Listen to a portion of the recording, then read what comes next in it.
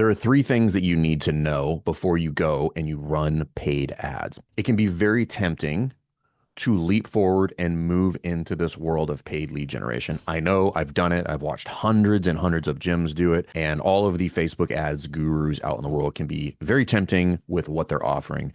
And I'm going to tell you that ads are a thing. But you need to understand ads, right? So no agency is fundamentally going to save you. You couldn't afford the really good ones anyway. So here are the things that you need to know. Number one, you really need to understand your numbers and how this is all going to work. When we think about making this leap too soon, what would cause a catastrophic failure? It would be playing a game that I don't understand and don't have the information that would allow me to have any sort of opportunity for success. So going to the casino and sitting down at the craps table, not understanding how much money you have or how much money you could spend, or understanding how the game is played and what the rules are. That is the equivalent of 99.9% of gyms running ads. So when you think about this, I would need to know a couple of things. Number one, I would need to know something like a lifetime gross profit. How much is a member worth to me over a length of time? So if you don't know that, it's going to be very, very challenging. Number two, what is my cost to acquire a customer? And this is different than your cost per lead. Okay. So cost per lead is one thing. Cost to acquire a customer is something totally different. Cost per lead is what you spend on ads. Cost to acquire a customer is everything that you do in order to acquire a customer. And then I would need to know what my retention is. In most instances, what we find is most people don't need to run ads. They just literally have no idea what their lead need is. Spoiler alert, it's 3 times your churn. If you have a 5% churn, you have a 15% lead need. So if I have 100 clients, I need 15 leads as long as I'm closing at 50%, and I'll be able to beat a 5% churn.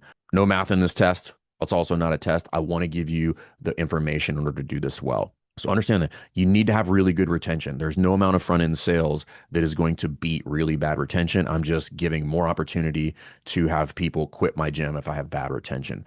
What we want to figure out is this something that I need to consider? And in most instances, it's not. And I have no beef with paid ads. At some point, you're going to need some sort of outbound strategy, whether it's organic, whether it's direct response or paid lead gen. But most people don't need it until they get above 225 because this is math. I like to do math, even though I was not good at math in my early ages. But now what I find is that math helps me avoid a lot of problems that are usually caused by my assumptions and my ignorance with regard to what it is that I need to do to succeed. So if you're in phase three, it is unlikely that you need to do this. And if you are going to do this, then you definitely need to know the things that I just talked about, because if you don't know those things, you have zero opportunity for success. This is why we put this together. We want people to be able to make less mistakes. We want them to be able to streamline the process.